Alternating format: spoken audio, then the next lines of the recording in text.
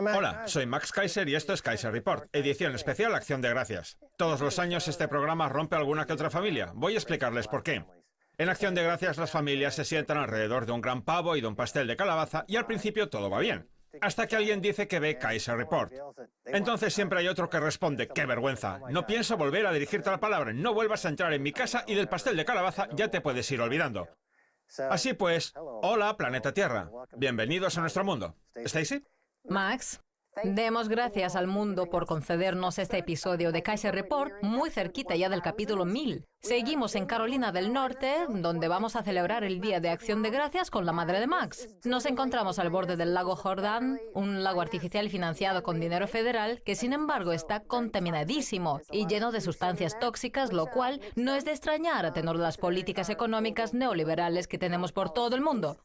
Efectivamente, puede ser una metáfora acertada de las tensiones que se están viviendo en la esfera política estadounidense acerca del papel del gobierno federal y de la empresa privada. El gobierno federal puede construir cosas hermosas como el lago que ven a mis espaldas, distintos parques por todo el país, hasta se puede ganar la Segunda Guerra Mundial o incluso la NASA puede enviar al hombre a la Luna. Ya saben, esas cosas buenas que puede hacer un gobierno. Lo que pasa es que hay gente que cree que los gobiernos son el diablo hecho carne y que no hay que hacer nada para impedir que las empresas hagan vertidos tóxicos en lagos como este, haciéndolos no aptos para el baño. Bueno, yo creo que ya que estamos en Acción de Gracias, también tenemos que agradecerle al mundo el buen tiempo que estamos teniendo, porque fíjate que sol hace, y eso que estamos a finales de noviembre. De hecho, las pistas de esquí han abierto ya. En Londres, en cambio, el tiempo seguro que es gris y lluvioso, así que tenemos suerte de no estar allí. Pero ya que hoy es Acción de Gracias, vamos a hablar de los europeos capitalizados voluntariamente. ¿Qué me dices? ¿Capitalización voluntaria? ¿Qué es eso?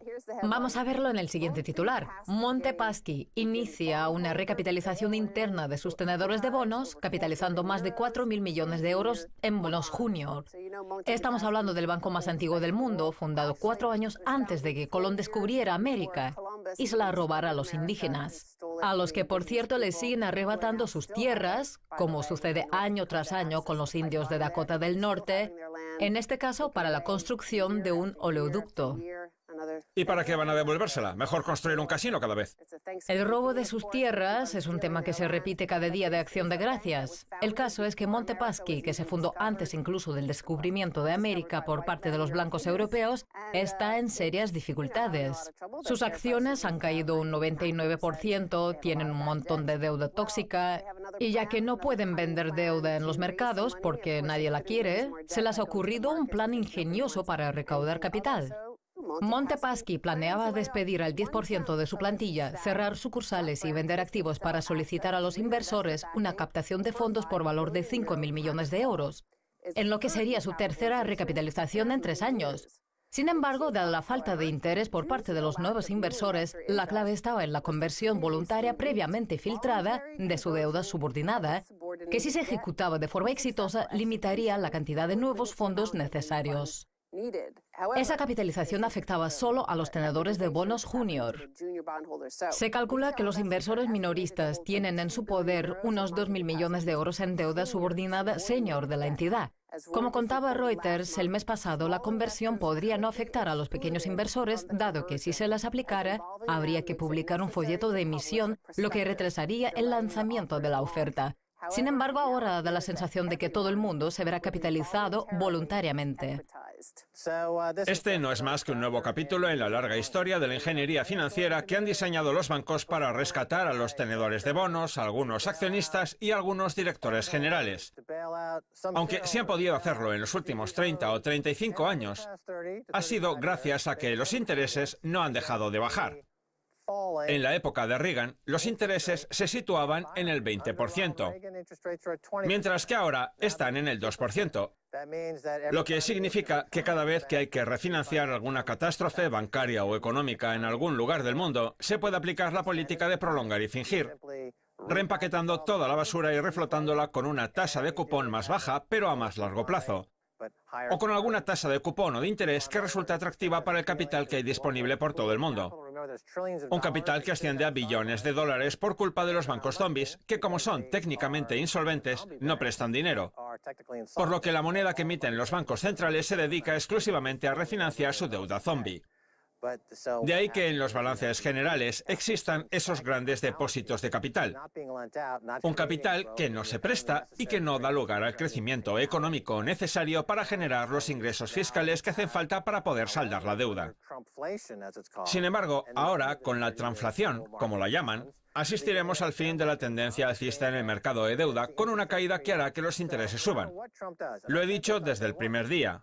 Sea lo que pretende hacer Trump, que a algunos puede llegar a parecerles un torbellino moderno de excelencia presidencial, lo hará en un entorno de intereses al alza. Sí, al final de la primera parte del programa del último día contábamos que, según Bloomberg, los mercados consideran que hay prácticamente un 100% posibilidades de que la Reserva Federal suba los intereses. Efectivamente, de que suban los intereses. Sin embargo, eso equivale a aflojar una estafa Ponzi, y tú ya has dicho en los últimos 4 o 5 años que una estafa Ponzi no se puede aflojar. Monte Paschi ha sobrevivido durante cientos y cientos de años, recordemos que es más antiguo que el continente americano, pero no parece que vaya a sobrevivir a esta estafa Ponzi, porque mientras que durante cientos de años la entidad había mantenido un comportamiento prudente y racional, de repente decidió sumergirse en el mundo de los derivados, la deuda y el apalancamiento. Al final acabará hundiéndose a la vez que Estados Unidos. Ellos lo venden con el argumento de que más vale tener un porcentaje de algo que un 100% de nada. Por eso les dicen a los accionistas y a los tenedores de bonos: miren, el banco está a punto de quebrar, vamos a refinanciarlo. Y tenemos pensado darles una parte de esa refinanciarización de la entidad. Así al menos recibirán un porcentaje de algo, y ese algo algún día puede tener algún valor. Lo que pasa es que ahora que los intereses van a empezar a subir, la venta va a ser un auténtico fracaso y los accionistas y tenedores de bonos recibirán un 0% de nada. Y en cuanto eso suceda en uno o dos bancos más, se producirá un contagio. Si no se recapitaliza Monte Paschi de una forma que el mercado considere satisfactoria, se empezará a analizar los balances generales de otros bancos y ajustar el valor de sus activos a su valor real de mercado. Entonces nos daremos cuenta de que el problema es más grave de lo que se pensaba inicialmente. Si recuerdas, la crisis del 2008 empezó en Francia, cuando el BNP hizo un análisis ajustado al mercado de una cartera de valores y se dio cuenta de que valía un 40% menos de lo que se había dicho. Fue un caso de reajuste a la baja aislado. Lo que pasa es que entonces los banqueros se dieron cuenta de que si el valor real era un 40% menor, al resto de carteras podía pasarles lo mismo. Así pues, la economía mundial es técnicamente insolvente y carece de liquidez después de que la congelación crediticia del 2008 y la crisis financiera que provocó la eliminaran por completo. Y encima, la respuesta que se le dio al problema fue seguir emitiendo moneda para inflar el mercado de deuda y que los intereses no dejaran de bajar. Ahora bien, al contrario que Reagan, que partió de unos intereses del 20% que dieron lugar a una tendencia alcista en el mercado de deuda que ha durado 30 años, Trump se enfrenta a una tendencia a la baja que puede durar 5, 10, 15 o incluso 20 años, lo que significa que el costo que supone financiarse no va a dejar de aumentar. Gracias a esa tendencia alcista de los últimos 30 años que se traduce en una bajada de los intereses, el mercado inmobiliario y el mercado bursátil no han dejado de subir. Porque, por ejemplo, cuando una persona vendía su casa, el interés que tenía que pagar el comprador era menor que el que había tenido que pagar la persona en cuestión hacía 2 o 3 años, cuando se la compró. En cambio, si ahora los intereses empiezan a subir, cada vez habrá menos idiotas que puedan refinanciar la compra a un interés menor. En fin, además de todo eso, también nos encontramos inmersos en un proceso de desglobalización que ha quedado patente con la victoria de Trump y también con el Brexit, el tema del que trata nuestro siguiente titular. La globalización ha hecho que, al aumentar el tamaño de los mercados y tener que enfrentarnos a la eficacia de los productores chinos que cuentan con muchos millones de trabajadores a su disposición, los precios hayan disminuido. Así pues, ahora que nos encontramos sumidos en un proceso de desglobalización, lo lógico es que los precios vayan a subir, aunque eso puede traducirse en un fortalecimiento de la economía doméstica. Vamos a ver ya ese titular sobre el Brexit, que tiene que ver con este proceso de desglobalización y de capitalización forzosa que convierte la deuda en capital. Consecuencias del Brexit. Suben los precios en el Reino Unido tras su decisión de abandonar la Unión Europea. El Brexit empieza a notarse en los bolsillos de los consumidores británicos. Desde que el pasado 23 de junio los británicos decidieran abandonar la Unión Europea, la libra ha caído en torno a un 18% respecto al dólar y el euro, disparando con ello el precio de las importaciones. Una subida de precios que empieza a manifestarse, por ejemplo, con el Armagedón de la pasta de levadura, como lo denominan ellos. Sí, a mí me gusta bañarme desnudo en pasta de levadura, por eso su precio se ha disparado. Pues, ¿qué quieres que te diga, cariño? La pasta de levadura es muy espesa. Pues es el orgullo de los británicos. Es algo que he aprendido al vivir en Londres, que la levadura está por todas partes. Ya sabemos que Apple ha subido los precios de los iPhone, iPad y MacBook un 20% en el mercado británico. Por ejemplo, el precio base de un Mac en Estados Unidos es de $1.299, mientras que en el Reino Unido es de 1.575 por culpa de la libra. Y esa subida de precios empieza a extenderse a los productores locales, a pesar de su esfuerzo por no incrementarlos. El Brexit nos está arruinando. Sin entrar en demasiados detalles comerciales, nuestros costos de impresión se han triplicado prácticamente respecto a cuando abrimos la empresa hace 4 años. Y eso se debe principalmente al rumbo que ha tomado la libra, explicaba la editorial independiente Galley Beggar Press a sus clientes en un boletín de noticias en el que les instaba a comprar más libros. Según la editorial, los costos de impresión han pasado de 1,50 libras a unas 3 libras, en gran parte por culpa de la caída de la divisa, porque la mayoría de los productos que utilizan para la impresión, como el papel, son importados. Lo que está haciendo la editorial es intentar financiarse mediante micromecenazgo, prometiéndoles a sus clientes que si se gastan 1.000 libras en libros, su director le enseñará las posaderas a Boris Johnson y lo eclipsará por completo. Y parece que lo está logrando porque ya ha conseguido recaudar algo de dinero. La verdad es que esto de los eclipses y las cosechas encaja muy bien con Acción de Gracias. Bueno, un poco. Boris Johnson es un personaje de inteligencia eclipsada que se pasea con sus posaderas al aire sin decir nada que tenga un mínimo sentido común. El caso es que cualquiera que se haya ido de vacaciones a una isla, como las Islas Caimán, a relajarse un poco, se habrá dado cuenta de que las cosas están mucho más caras, incluida la comida, porque hay que importarlo todo.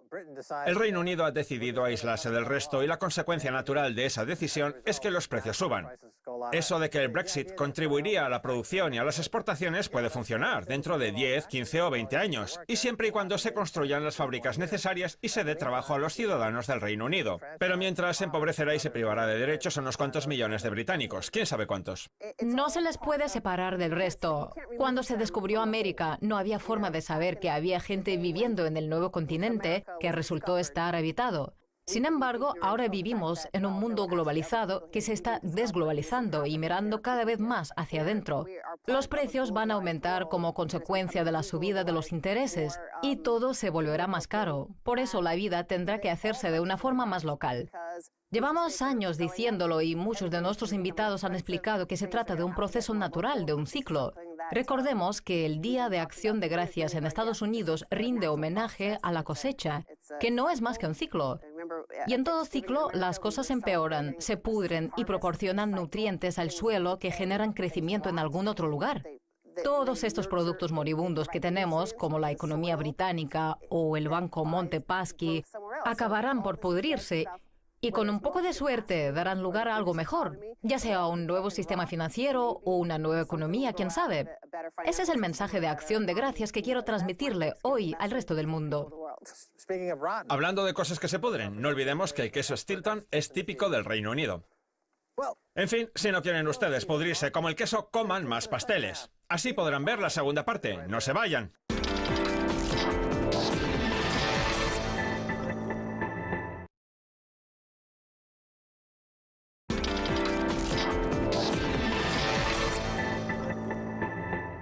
Bienvenidos de nuevo a Kaiser Report. Soy Max Kaiser. Es hora de volver a hablar con Randy Boller, expresidente del Partido Demócrata en Carolina del Norte. Bienvenido de nuevo, Randy.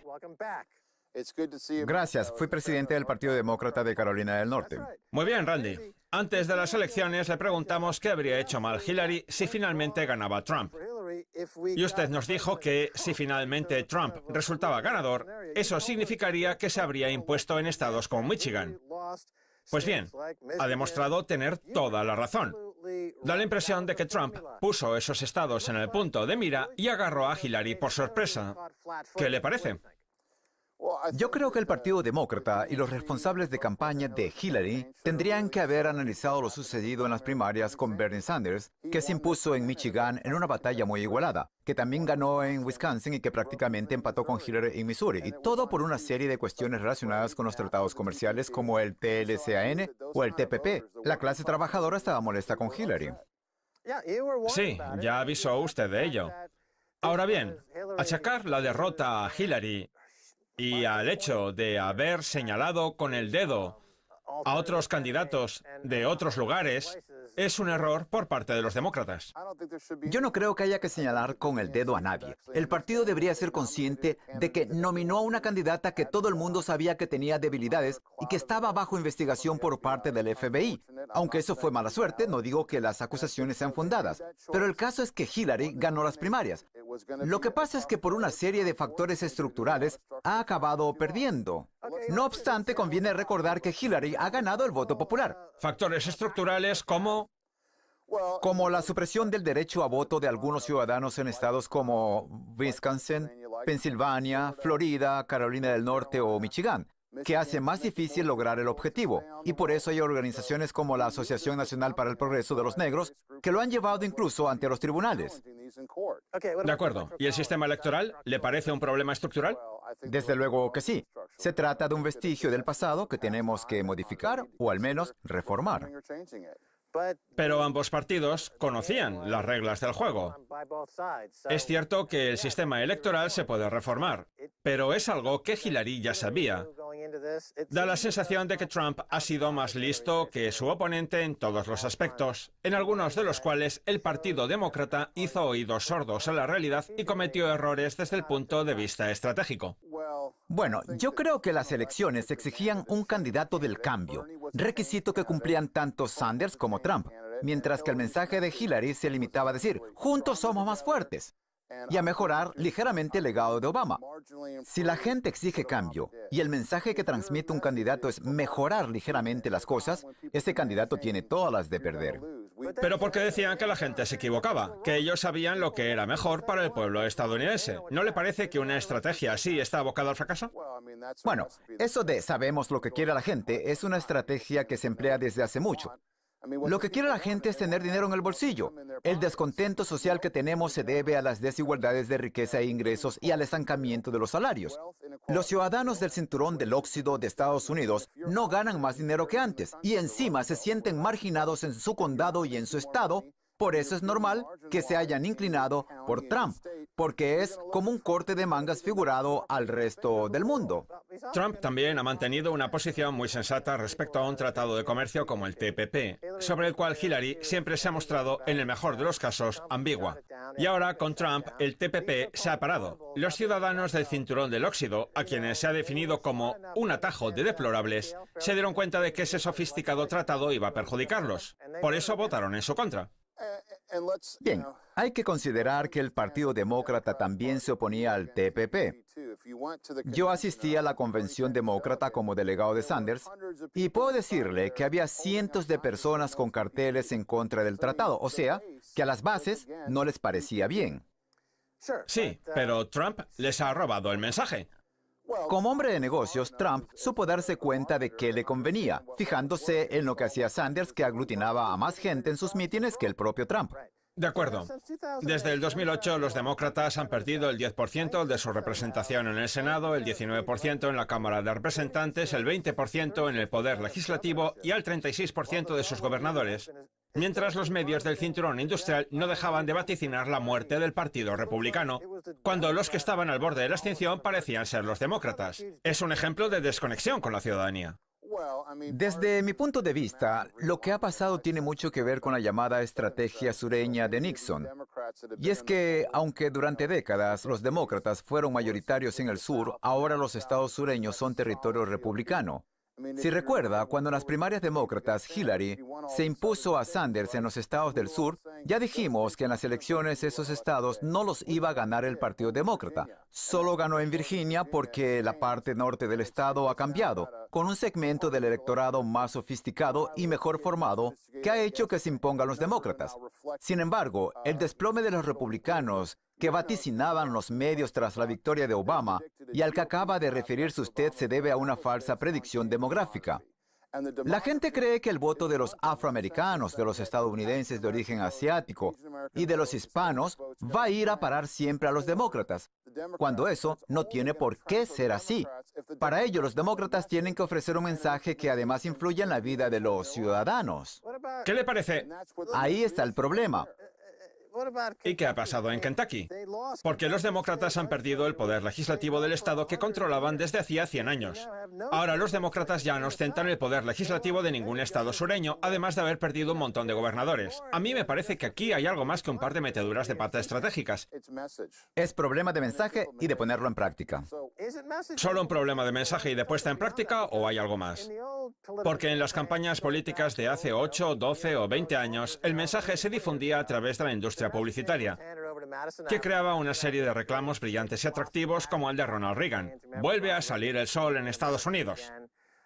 En cambio, ahora nos encontramos en la era de la guerra de los memes, en la que un meme como la rana Pepe es capaz de confundir a todos los seguidores de Hillary y de dar energías renovadas a los partidarios de Trump en las redes sociales y en las webs de la derecha alternativa.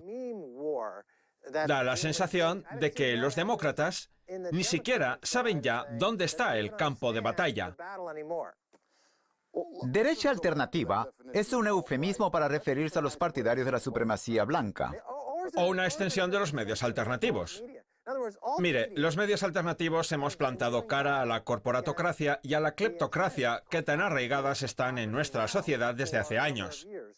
Entre esos medios estamos RT y Kaiser Report, Democracy Now! Con Amy Goodman, Alex Jones o Sound Talk Radio. El problema es que en un momento dado la izquierda salió a la palestra y propuso reetiquetar a esos medios vilipendiándolos y calificándolos de derecha alternativa para que pareciera que tienen que ver con los partidarios de la supremacía blanca. A mí eso me parece ir demasiado lejos. ¿Quiere usted decir que una página como Breitbart no exhibe una serie de símbolos que nos permiten llegar a la conclusión de que son partidarios de la supremacía blanca? ¿O qué sentido tiene poner una bandera confederada y acompañarla de la frase: el legado no tiene nada que ver con el odio? ¿Y cómo es posible que el Partido Demócrata haya perdido contra grupos como estos que desde hace 50 años mucha gente considera ácidos? Pues porque, volviendo a lo que decía usted antes, la izquierda no ha podido competir con ellos, simple y llanamente porque carece de mensaje. No ha sido capaz de luchar contra esos símbolos, contra los memes que proponía la derecha. Su discurso estaba vacío, más allá de insistir en eso de que Hillary es mujer, de que llevaba mucho tiempo queriendo ser presidenta y de que tiene un fondo de armario estupendo. Ese ha parecido ser el único mensaje de su campaña. La izquierda tenía mensaje. Ahí está Bernie Sanders. Pero él no ha sido el candidato. Ya lo sé. Yo solo digo que él sí tenía mensaje. A lo mejor ahora consigue hacerse con el control del partido. ¿Eso cree? El mensaje existe. Lo que pasa es que desgraciadamente se ha visto suprimido por las políticas económicas neoliberales que tantos adeptos han ganado. Ahí está la raíz del problema. Y sucede en ambos lados. Pero Hillary es el neoliberalismo hecho carne. Por eso. El caso de Sanders es distinto. Por eso yo no coincido con ella. De acuerdo. ¿Qué nos deparará el futuro, Randy? Porque el Partido Demócrata tendrá que reconstruirse después de la derrota. No queda otra. Los demócratas se encuentran totalmente hundidos. Están más perdidos que un pulpo en un garaje. ¿Cómo pueden salir a flote? En primer lugar, tienen que dejar de aceptar todo el dinero que aceptan y de centrarse tanto en las campañas presidenciales o para el Senado. Ese dinero hay que invertirlo en los partidos a nivel estatal y de condado, en la batalla ideológica a escala local, que es donde se ganan las elecciones. Aunque se trate de un proceso largo que puede necesitar 5, 6 o 7 ciclos antes de conseguir un puesto en el gobierno del condado o en la junta escolar de una comunidad en concreto. Los conservadores han tenido la disciplina necesaria para hacerlo, y ese mérito hay que reconocerlo. Sin embargo, esa disciplina les ha faltado a los demócratas, acostumbrados como están desde hace tanto tiempo a mantener el control. Ha llegado la hora de instaurar esa disciplina, de invertir el dinero en los ciudadanos y de dejar atrás las políticas económicas neoliberales. Las bases del Partido Demócrata están en contra del TPP y de otros tratados de comercio. Ese sentimiento está muy arraigado en el partido y en el resto del espectro político. Y no olvidemos que, en muchos lugares como en Carolina del Norte, los votantes no afiliados a ningún partido, los independientes censados, son más numerosos que los republicanos. De acuerdo. Randy, permítame que haga una corrección. Usted es expresidente del Partido Demócrata de Carolina del Norte. Así es. Así ha quedado claro. Clarísimo. Sé que ha traído unos datos interesantes. ¿Qué dicen esos datos? Nos queda un minuto. Se trata de un informe de la Junta Electoral del Condado de Chatham sobre las papeletas provisionales. Los espectadores han de saber que todos los condados de Estados Unidos tienen una junta electoral y que cuando surge algún tipo de incidencia con un votante, esa junta electoral emite una papeleta provisional que no se contabiliza el día de los comicios. En un estado puede haber miles de papeletas de estas y en todo el país, cientos de miles o incluso millones. Voy a ponerle un ejemplo. Imagínense que un votante se traslada de una ciudad a otra y solo vota al candidato presidencial, ya sea a Hillary o a Trump. Pues bien, la ley estatal hace que por culpa de ese cambio de domicilio, el voto se considere nulo. Esta tarde tengo previsto acudir a una reunión para decidir qué votos aprueban y cuáles no. La gente ha de estar pendiente de lo que sucede con la Junta Electoral de su condado, porque ese es el procedimiento democrático. Vamos, que la política se hace a nivel local. Exacto. Randy Boller, muchas gracias por haber estado en el programa. Muchas gracias, Max. De nada. Esto es todo por hoy en Kaiser Report. Somos Max Kaiser y Stacey Herbert. Quiero dar las gracias a nuestro invitado, Randy Boller. Si quieren contactar con nosotros, escríbanos un tweet a Kaiser Report. Hasta la próxima. Adiós.